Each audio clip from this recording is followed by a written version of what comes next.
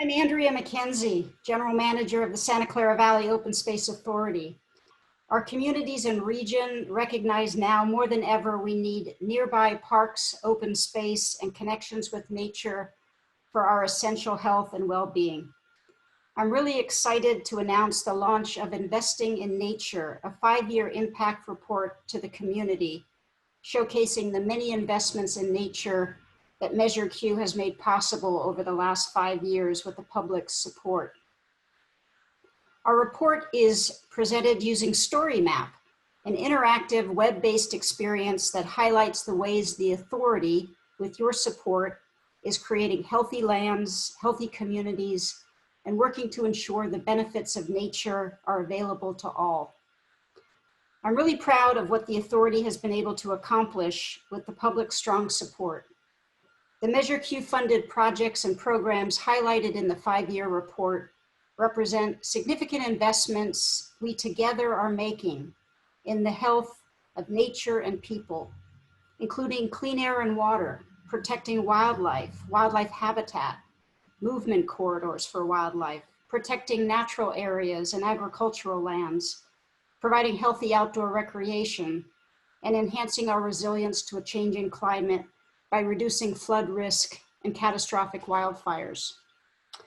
I'm joined in conversation today by several local community leaders who help guide and support the authority's investments in nature and people. Sergio Jimenez, San Jose City Council member representing District 2, Dorsey Moore, Authority Board member representing District 4 and also the Executive Director of the San Jose Conservation Corps, and Kathy Sutherland, Chair of the Citizens Advisory Committee at the Authority, or the CAC. Before turning the presentation over to the panelists, I'd like to share just some of the key highlights that have come out of the first 5 years of Measure Q. Well, conserving and connecting open space is at the core of the authority's mission. And thanks to Measure Q, the authority has doubled the number of acres of protected open space to almost 30,000.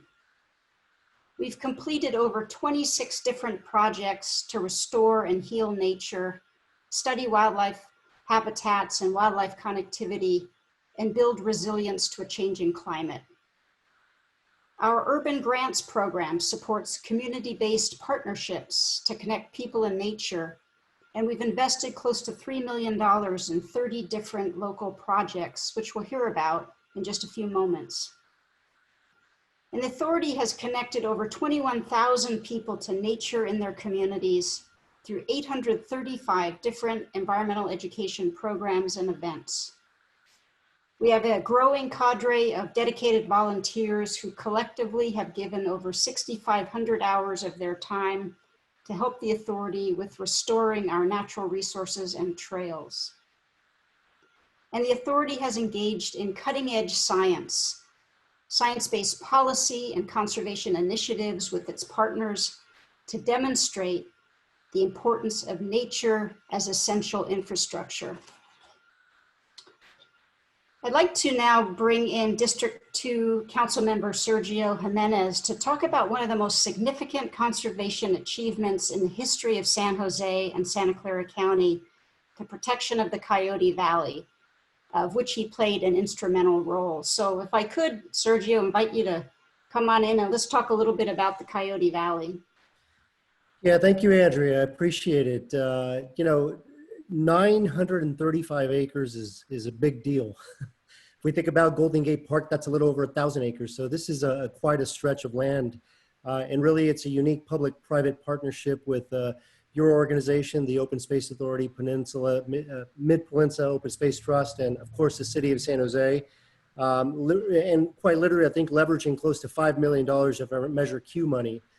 Really, it was an opportunity in which the council voted unanimously to bring forward a recommendation with a lot of the partners, including yourself, in a once-in-a-lifetime opportunity to preserve the 900+ acres into perpetuity for the benefit of the residents, of nature, and all residents in the Bay Area. It was quite a feat, and I'm very happy that we were able to get it done.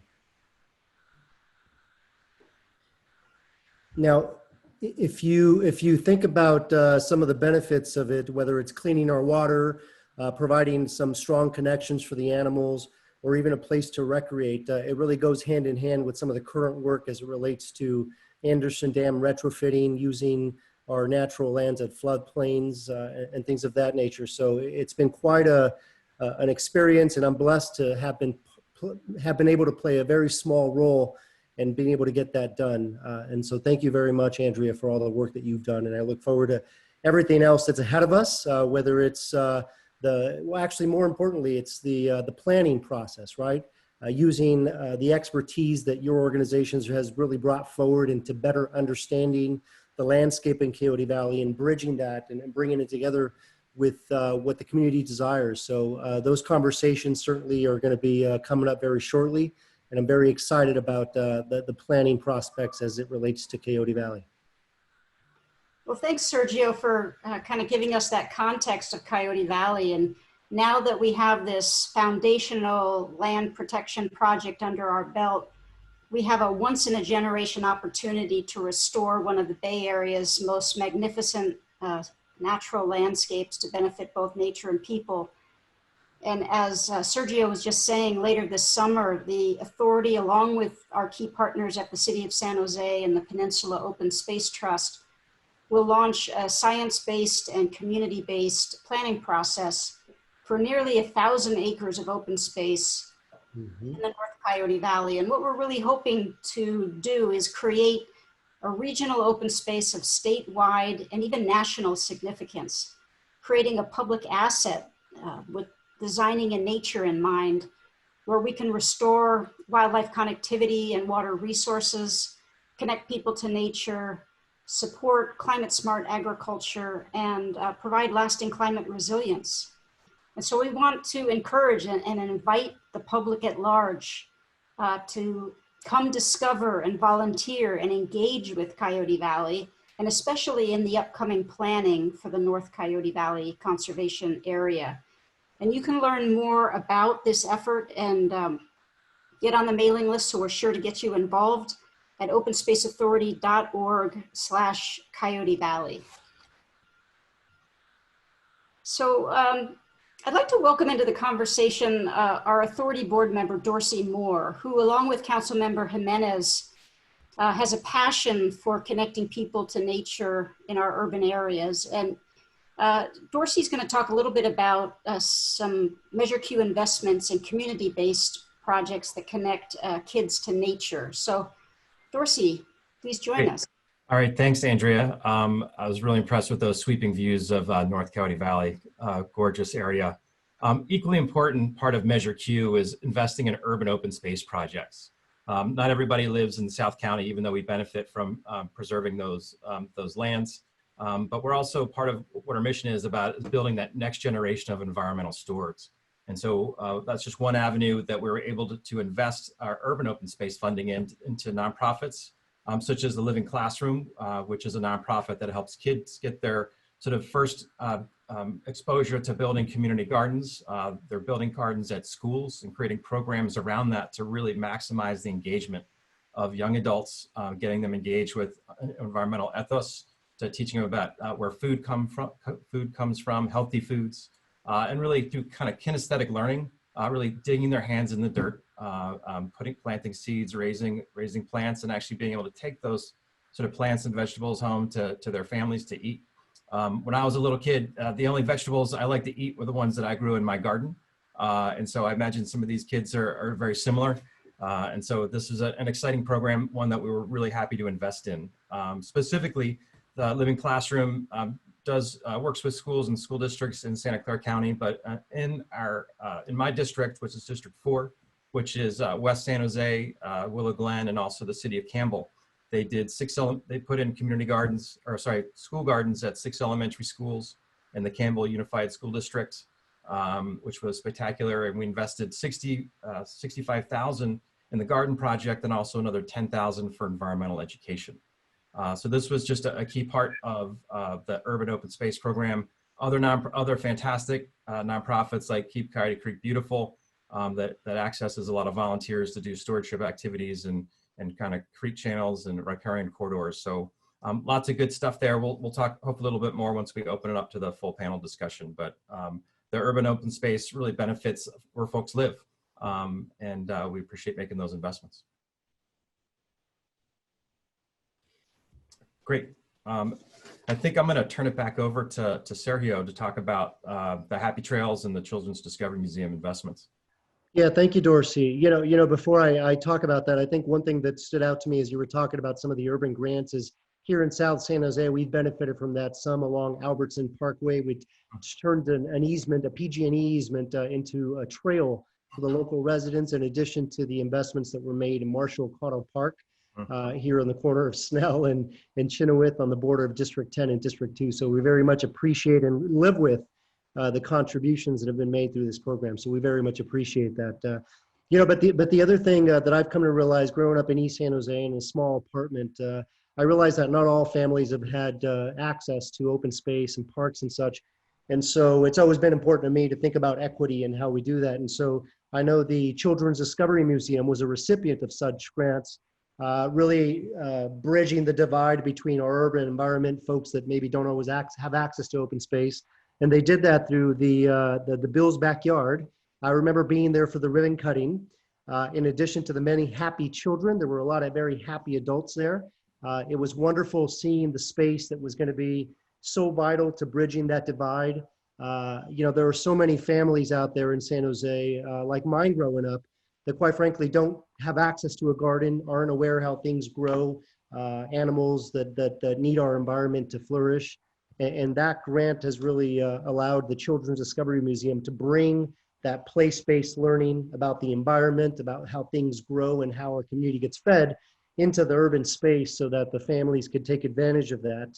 I know that it has served many, many, many families, and I've been there myself, and the kids just love it. So I think that was a wonderful sort of expression of the need, of seeing the need and filling that need with some of the grant money that has sort of come out of Measure Q. And I know that the program has served nearly 200 children and adults to addressing that very issue that I just mentioned.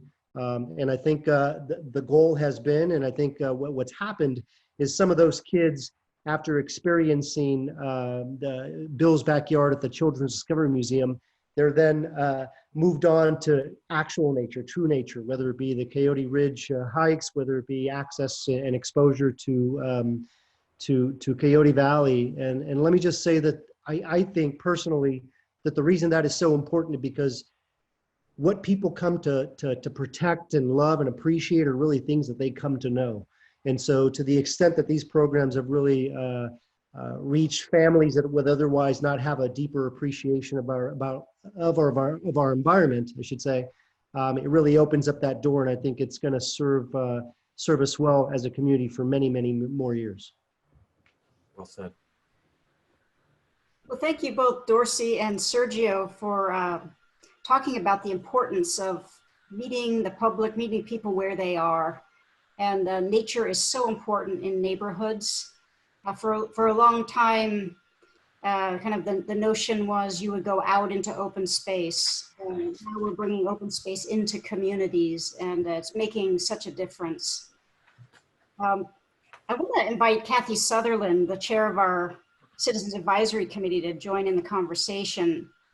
And as I mentioned, the CAC is the literal bridge to the communities we serve. And we're so proud to have Kathy at the helm of the Citizens Advisory Committee. And she's going to highlight another important Measure Q investment and another important part of the authority's mission, which is supporting agriculture. So Kathy, take it away. Thank you, Andrea, and thank you for this opportunity. The CAC has had a long time interest in the ag culture, and a lot of that started with one of the founding members, Eric Carruthers, and he brought that whole ag ethos into the CAC meetings. So an important part of the authority's mission and the CAC is supporting agriculture by protecting working farmlands and ranch lands from conversion to development in Santa Clara County, and helping connect residents to where their food comes from. one of our members of the CAC actually raises cattle on some of the open space lands. And it's fascinating to hear him talk about his work and how he, in this valley, still has a working cattle ranch. It's really an amazing gift. In 2015, 183 acres of neglected farmland were purchased in South Santa Clara County at the intersection of the Pajaro River and Llagas Creek. The purpose was to restore and put back into agricultural production this land in partnership with the ag community. And I think one of the key points here is that the Open Space Authority believes in partnerships, and it's so wonderful to be part of an organization that always thinks of who else can we work with, because it will always be much better and stronger. Determined authority staff, stewards, and volunteers began in June of 2017 to restore the property to its former beauty, including cleaning up tons of trash and removing graffiti on the buildings. With the help of Measure Q funds, hundreds of hours of meticulous work were put in, with more than 100 large truckloads of trash removed. I think the pictures say 1,000 words. Louis Urias, owner and operator of UC Farms, now leases and farms on this property. More than 80% of the farm's land is devoted to green beans, a short 2-foot-tall variety of bush beans that come ripe and ready to harvest mid-August through October. In early 2020, 72 third graders helped complete restoration work along the Pajaro watershed and planted a native hedgerow along the edge of the organic farm field. As part of an authority-funded restoration project, our nonprofit partner, Point Blue, through their program, Students and Teachers Restoring a Watershed, or STRAW, went into students' classrooms to give lessons on topics of watershed science and local agriculture. Hedgerows are also instrumental in allowing the current farmer, Lewis of UC Farms, to maintain his organic certification, because they attract beneficial insects and act as a filter to reduce pesticide drift from neighboring non-organic farms. So once again, this is an example of how Measure Q funds are used to encourage the maintained growth of our farmlands and our agricultural heritage in Santa Clara Valley. Well, thanks, Kathy. Yeah. I just want to say from all three, Dorsey, Sergio, and Kathy, not only about how we're connecting kids and families to nature, no matter where they live in urban areas, but out in the unincorporated areas where we still have remnants of the Valley of the Heart's Delight left, connecting kids, getting their fingers in the dirt, and helping an organic farmer maintain his organic certification and learning where their food comes from. So we've got a really big mission, and we're batting 1,000 on all these different levels, but we have to do that because our mission is very holistic. And one thing I wanted to touch on for a minute is not only the importance of buying land and preserving it from development, working with willing landowners to preserve the legacy of the heritage of their farms, their ranches, their habitat lands, but working with local governments too, to model sound public policy moving forward. Because we can only really operate to acquire lands and preserve them if we've got a great relationship with local governments, cities and counties, so that we're working hand in hand. Because whatever happens through local planning processes really affects how lands, habitat lands, farmlands will survive in the future. And so over the last 5 years, the Open Space Authority has taken a leadership role in a number of initiatives, science-based research, partnerships, working with our partners that really stress the importance of natural and working lands to support healthy ecosystems and healthy communities. And more importantly than that is the foundation of our economy here in Silicon Valley. We have the technology sector, but we also have the natural capital sector. So all those lands that you've been seeing in the slides are critically important to a healthy economy here in Santa Clara County. And one of the initiatives I'm most proud of is the Santa Clara Valley Agricultural Plan. And that was adopted by the Board of Supervisors 2 years ago. This plan was a partnership between Santa Clara County and the Open Space Authority, and it provided a roadmap to try and reduce the loss or the conversion of our prime soils, our best soils for growing food. We have about 28,000 acres of important farmland left, and we're working with the county to try and make sure that those aren't developed. And in doing so, we're benefiting the climate and our local food economy. So this Santa Clara Valley Ag Plan was well received by the state of California. In fact, they gave us a generous grant to complete that plan. And it was awarded by the governor the Environmental and Economic Leadership Award in December 2018.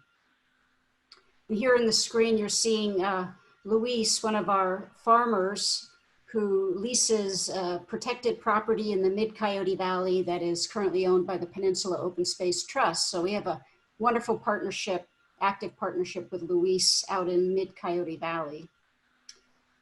The other initiative I'm very proud of is the Coyote Valley Landscape Linkage Report.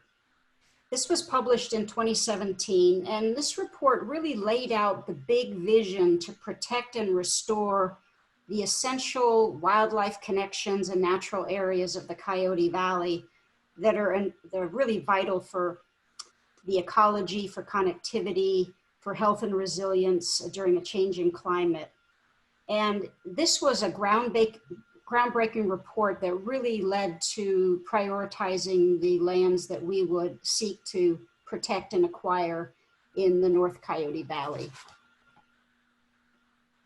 Well, part of our mission is wildlife and the protection of wildlife. So we need to know where the wild things are. And so the authority conducted 5 wildlife research studies and surveys in the last few years with generous funding from the state of California foundations to better understand how and where wildlife is moving across places like the Coyote Valley. And we placed removable tracking collars on 26 bobcats to track their movements through Coyote Valley and to better understand their needs, as well as identify what the barriers are to their movement and their survival, including Monterey Highway, which is a major block to wildlife movement between the Santa Cruz Mountains and the Diablo Range. And in addition to these wonderful felines that make Coyote Valley their home, we're also studying 3 native and threatened species: the western pond turtle, the California red-legged frog, and the California tiger salamander, to determine how we can help enhance their survival and reproduction and restore their habitat. And we're also working closely with university researchers to study burrowing owls. And you saw one of them just a moment ago. They're a highly threatened and lovable creature that's rapidly losing its home, its habitat to development here in Santa Clara County. And so we're working closely with the Valley Habitat Agency and key scientists to see whether or not we can create a new home, new replacement habitat on protected open space that the authority owns and manages in the Coyote Valley.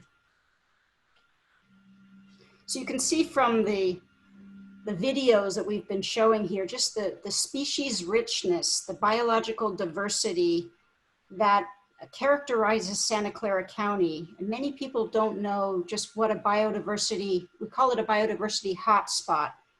How many creatures call Santa Clara Valley their home? And we hope that that will continue into the future. Well, as we wrap up our conversation, I want to invite Dorsey and Sergio and Kathy back in and first thank them for highlighting just a small sample of the work the authority has accomplished over the last 5 years with your support, with the public support, and with Measure Q funding. You can learn more about the authority's work and how we're making sure nature is here for all of us by going to our website, which is openspaceauthority.org, and click on the link for the interactive report, 5-year impact report to the community. So I want to invite our 3 panelists to kind of join me in a little bit of dialogue about the COVID-19 and the shelter in place that we've all been going through. And what's the connection there with nature and access to nature? And maybe Dorsey, you want to start in talking a little bit about that? Yeah, sure. So I live in the Willow Glen neighborhood and have a wife and twin girls that actually benefited from the Children's Discovery Museum and really got their sort of entree into nature through that gateway. And we like to spend a lot of time out on urban trails just because we drive each other crazy being inside all the time. And so it really is having that like 3 Creeks Trail in our neighborhood, but we've been everywhere to county parks, to all OSA properties, and really trying to keep our souls alive and really have that connection to nature. Being cooped up inside, I think, is almost the shelter in place is something that's necessary, but also, something just really kind of bottles us up. And having that outlet of being able to hike on a trail, ride our bikes on, a creek trail type of thing has been huge. It's been great for family activities, but also to just sort of calm us down and with all the craziness and uncertainty. I feel like nature provides a sort of calming presence and centers us into who we are and really says it's going to be okay, that we can make it through this. Kathy, how about you? What have you been seeing out there? Well, we've all been sheltering in place. I think it's close to 11 weeks now. And getting outside, I think it recenters us. It reminds us that there will be better times ahead. And it also, I think it introduces new people, because there's literally very little else you can do, to go and explore, and it encourages that. And as I've always found is that there's so much to be learned by actually being there in the moment that will affect your thinking for a long time. It's hard for somebody to tell you how to appreciate something from a distance. But once you're out in the beautiful lands and you're hiking on the trails and you're experiencing just the calm and the difference in what an urban life is, that's going to stay with you and you'll remember it, and it helps create value for you. Yeah. Sergio, what are you seeing and experiencing in District 2? Yeah, I think what we've seen at the city is an increased usage of our parks. I think this whole shelter-in-place experience has really forced the community to reevaluate our priorities and take a deeper stock or develop a deeper appreciation of our outdoors, right? It really, I've always thought, and I think this shelter-in-place has really shown it to be true, that parks and open space are really the true equalizers, and that when you're out there, you don't care who works at Apple, someone works at a fast food restaurant. And so it's one of the few spaces in our society in which folks can venture out and really take in the beauty of nature. And I think this shelter in place has really made people yearn for that outdoor space, especially if you're not in a home with a garden or a backyard.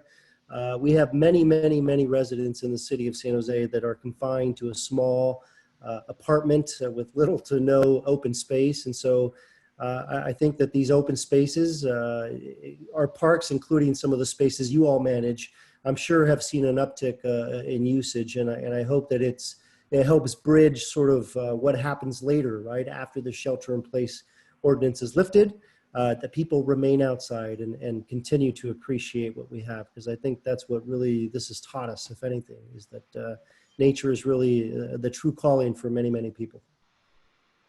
Well, I'll pick up where you left off, Sergio, and just say we've seen unprecedented visitation out in the parks and the open space preserves, and this has been seen as well by our colleagues at Santa Clara County Parks, Mid-Peninsula Regional Open Space district and across the Greater Bay Area, sometimes as much as 2 times, 4 times as many visitors. And it's really caused our staff to come in close, come into the staging areas and greet the public as they come in, as they drive into the staging areas. Of course, educating people about the importance of maintaining social distance, walking on one-way trails. But you know, one thing that's been really heartwarming is we're seeing a lot of first-timers, first-time families, people from the community who've never been, not even just to the open space authorities preserves, but to open space at all. And so if there is a silver lining in all of this, it's bringing people in touch with nature in our urban areas, and we hope that will continue. And Sergio, you were talking a little bit about, I want to call it an equity issue too, of connecting all people to nature and the healing powers of nature. Maybe you and Dorsey Moore can talk a little bit about that in what you're seeing in your work in your council district. Well, you know, equity is always, it's certainly something that the city's taken up as of late. It's something that I believe should really permeate into everything we do. If you think about it, each one of us are really on this earth but a very short time. And so I think it's incumbent upon us and to build a deeper, broader appreciation for our natural landscapes in every house, every apartment, every mobile home park around this city and this country, because that's where we're going to build the natural constituency for folks that want to preserve these spaces even long after you and I are gone. And so I think that's why it's very important. But again, you know, as I said earlier, it is one of the true, I think, equalizers in our world, is that anybody can go out there, take in the sun, take in the sunset, look at the animals, enjoy the trails. And so for us, it's a win-win at the city, and that we build a more natural constituency to help move this work forward for the years to come. But also it really builds love within the residents for nature, as it should be, as you know. Yeah. Dorsey or Kathy.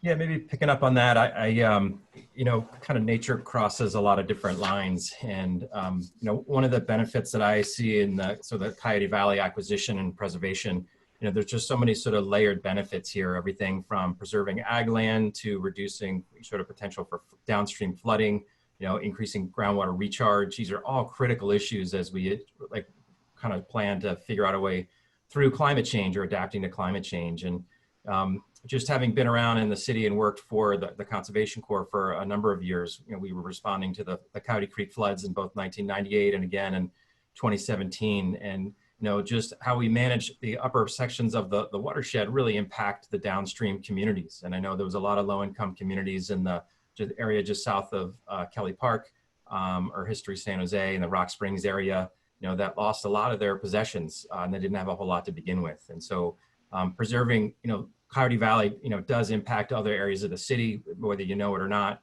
And so I think there's a lot of layered benefits through conservation and resource protection. And I think also a lot of the jobs, not a lot of the jobs, but a number of the jobs in the sort of resource world are folks coming out of community colleges like West Valley College Park Management Program.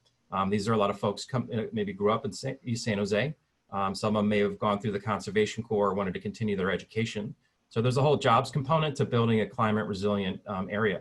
And really having this sort of green jobs or kind of green on-ramp into living wage jobs that are very much needed to protect us moving into the future.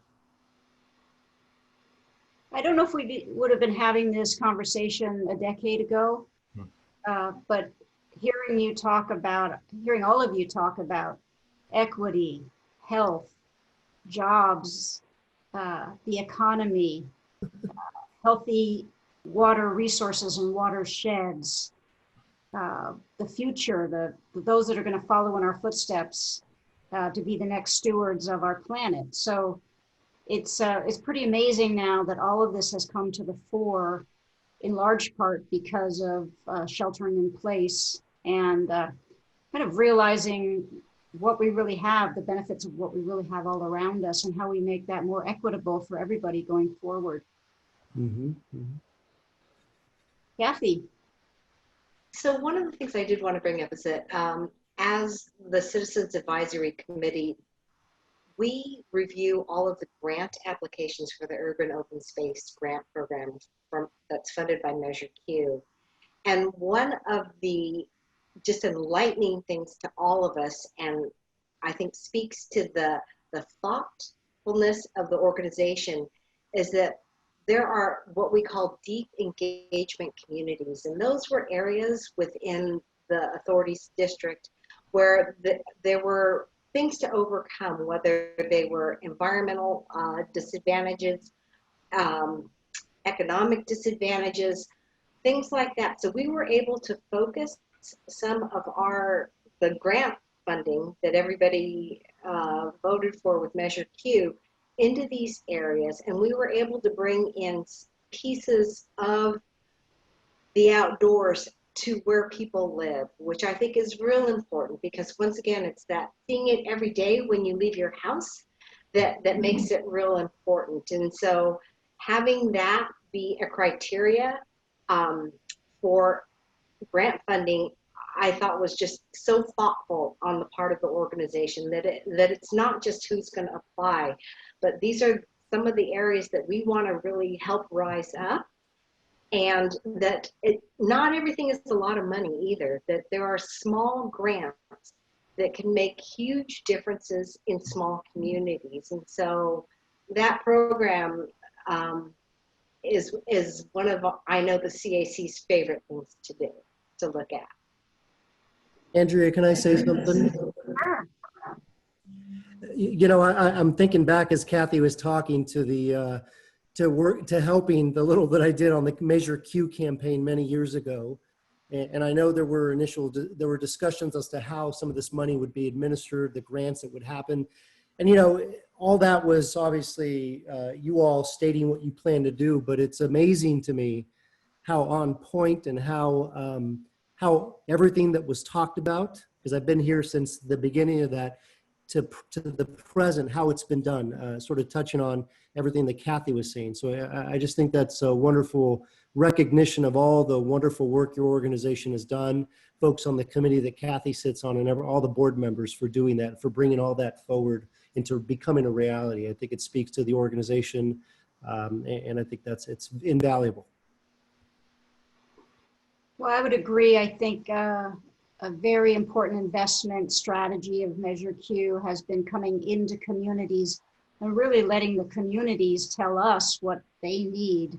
That's why community-based projects are so important. And the creativity, the innovation that comes with many of these urban grant projects is just amazing to see. And I know, Kathy, you've had the benefit, and I think you too, Dorsey, of actually going to some of the sites, interacting with the grant recipients, and just taking in the transformation that happens in a neighborhood when you invest. It's the most fun you can do. It's the most fun you can have. Well, as we wrap up here, I want to say there's so many ways that the public can get involved and benefit from the investment that your support for Measure Q has made across 1,000 square miles of Santa Clara County and in the 5 cities that we support. So come out and visit your preserves, 6 feet apart, of course. And join in. We have virtual nature events while we still have our shelter in place going on. Become a volunteer. You can join Kathy on the Citizens Advisory Committee. And please get involved in the Coyote Valley master planning process that's coming up. We want your engagement. We want your creativity to shape what this amazing future open space will be, this green future for the Coyote Valley. And last but not least, to really underscore, these open spaces belong to you. So discover them, enjoy them, help us protect and restore them, because I think I'm quoting Councilmember Jimenez here when he says, when we take care of nature, she takes care of us. So thanks for tuning in. Thank you, Dorsey, Sergio and Kathy, and we'll see you out in the open spaces. Thank you for having us. Thank you. Thank you.